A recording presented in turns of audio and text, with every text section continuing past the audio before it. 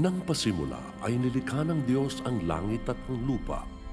Ang lupa ay walang hugis o anyo, dilim ang bumabalot sa kalaliman.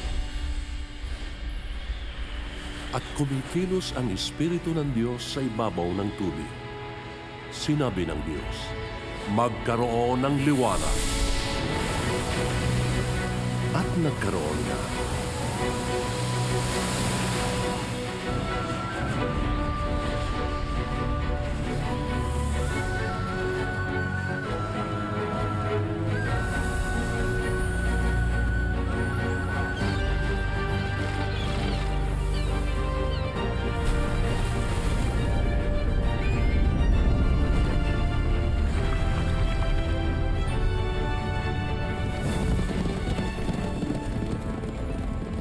Nilikha nga ng Diyos ang langit at ang lupa at ang lahat ng bagay na naroroon.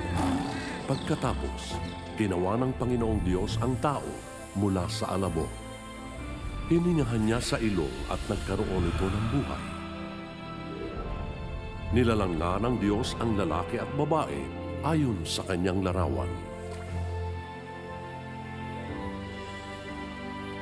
Pinagmasdan ng Diyos ang lahat niyang ginawa at lubos siyang nasiyahan.